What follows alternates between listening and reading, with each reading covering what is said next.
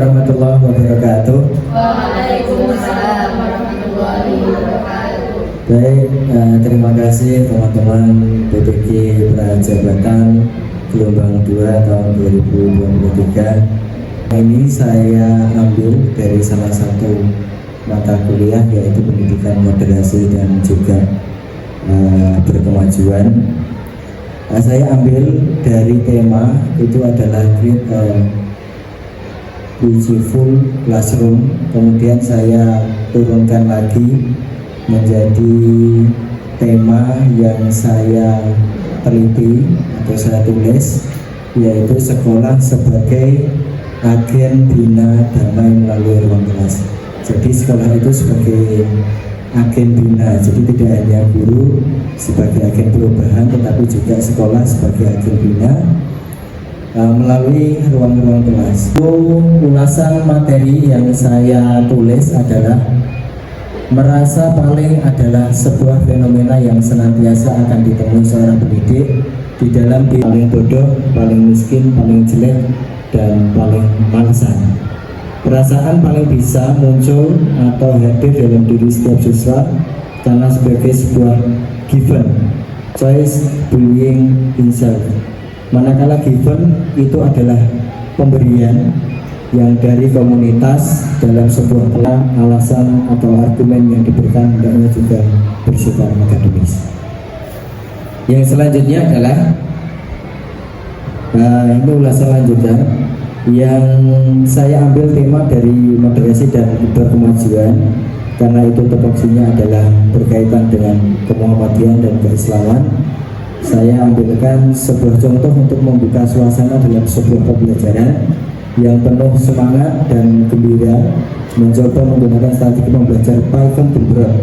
Ini adalah singkatan dari pembelajaran aktif, inovatif, kreatif, efektif, islami, gembira, dan berbobot. Tidak hanya inovatif dan aktif aja, tetapi juga menggembirakan dan juga materinya berpengaruh dan bermakna untuk siswa didik. Guru bisa menggunakan surat At-Tin ayat 4 sebagai berikut yang bunyinya Wama tafarraqal ladzina utul kitaba illa min ba'di ma ja'atuhumul bayyinah, yang artinya sesungguhnya aku Allah telah menciptakan manusia dalam bentuk yang sesempurnanya. Jadi tidak hanya sempurna tetapi juga sesempurnanya. Nah, ayat ini menunjukkan bahwa Allah sudah menciptakan manusia dalam bentuk sebaik-baiknya dan sehingga bersyukur dan tidak melakukan bullying, karena semua manusia ciptaan Allah yang maha sempurna. Semua pintar asal mau belajar dan berdoa. Nah, berdoa ini kembali lagi ke yang tadi. Nah, bisa di awal itu dimotivasi atau dibuka dengan ayat-ayat Al-Quran. Kemudian yang selanjutnya adalah pembahasan. Di sini saya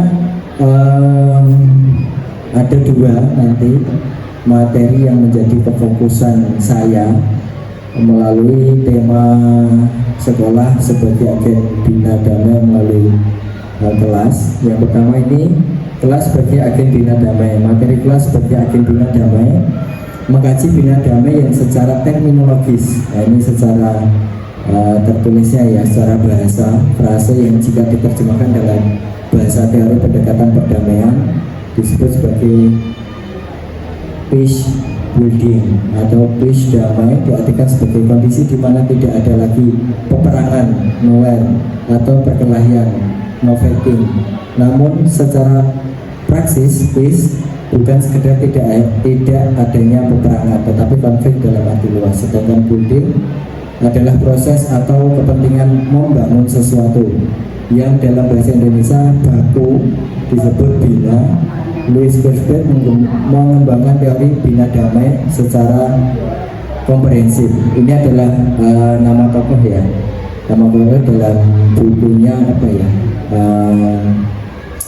resolusi perdamaian tahun 2012 atau secara komprehensif. Konflik dipandang sebagai sesuatu yang natural ada dalam hidup manusia. Konflik bisa berakhir secara destruktif atau konstruktif, terstruktur dan ada alurnya tahapannya. Menurut ada 3 mekanisme dengan apa konflik bisa diselesaikan secara damai dan menjadi suatu yang konstruktif melalui mekanisme internal kelompok, mekanisme antar kelompok, mekanisme di luar. Nah, ini bisa diimplementasikan dalam proses pembelajaran juga. Nah, ini yang tadi saya maksud adalah kelas yang pertama. Kelas itu harus dinamisator dan fasilitator. Maksudnya, kelas harus mampu menjadi dinamisator dan fasilitator kehidupan harmonis antar individu dan antar intra-individu satu dengan individu lain, maka komunitas prosesnya untuk mencapai perdamaian. Impian yang dewasa ini sangat dirindukan banyak orang dan bangsa. Sebuah kondisi di mana setiap anggota masyarakat mampu dan mau menerima anggota masyarakat tanpa prasangka. Kesadaran bahwa mereka sama-sama manusia dan mempunyai hak dan kewajiban yang sama sebagai manusia, bahwa individu punya hak dan yang terbatasi hak orang lain. Kemampuan kewajiban yang sama untuk menghargai kewajiban orang lain. Di sini adalah hak prerogatif seseorang. Jadi hak untuk seseorang itu tetap ada dan harus dihargai. Kemudian yang selanjutnya adalah kelas sebagai ruang publik. Kelas bagi peserta didik bukan hanya berfungsi sebagai ruang publik di mana ia hanya bertemu dan berkumpul dengan orang lain hanya untuk mengambil dan menerima transfer pengetahuan baru, konsep baru. Lebih dari satu kelas adalah langkah atau urutan prosedur yang sesuai. Oleh karena itu, ini yang menjadi penekanan saya. Pembelajaran yang menggunakan student approach bisa menjadi pilihan, sehingga peserta didik mengetahui dan menemukan konsep dirinya melalui pengalaman. Akhirnya peserta didik memiliki kemampuan dan kemauan damai. Oleh karena itu, kita perlu mengenal 12 konsep yang saya ambil dan saya jadikan rujukan referensi untuk menulis salah satu tulisan artikel ini. 12 konsep ini menjadi rujukan atau sebagai pedoman dari Peace Education. Nah, ini adalah konsepnya, 12 konsep Peace Education, di mana konsep ini adalah bangsa akan menjadi sebuah kenyataan ketika ruang-ruang kelas di sekolah menjadi kelas sebagai agen of Peace Education.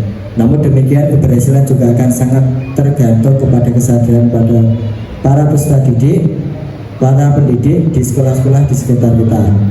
Jangan sampai prinsip mulailah dari diri sendiri, oleh kita sendiri, mungkin perlu diterapkan dalam menerapkan sekolah sebagai agen dalam bina damai, mulai terpotong-potong oleh egosentrisme dan kesalahpahaman logika.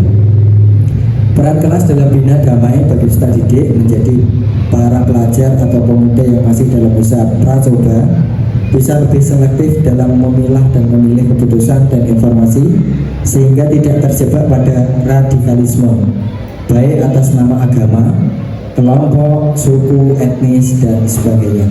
Oleh karena itu, ini yang menjadi penekanan, ketepatan seorang pendidik dalam memilih pendekatan model dan metode dalam pembelajaran di kelas sangat mempengaruhi efektivitas kelas dalam menjalankan fungsinya sebagai agen bina damai. Nah, kesimpulannya ini saya ambil dari Dorothy Low Norton. Kesimpulan sekolah sebagai agen bina damai melalui kelas. Ini apa ya? Sajak yang ada di bukunya Dorothy Low Norton. Jika anak dibesarkan dengan celaan, ia belajar memaki. Jika anak dibesarkan dengan permusuhan, maka ia akan belajar berkelahi. Jika anak dibesarkan dengan ketakutan, ia belajar untuk lisan.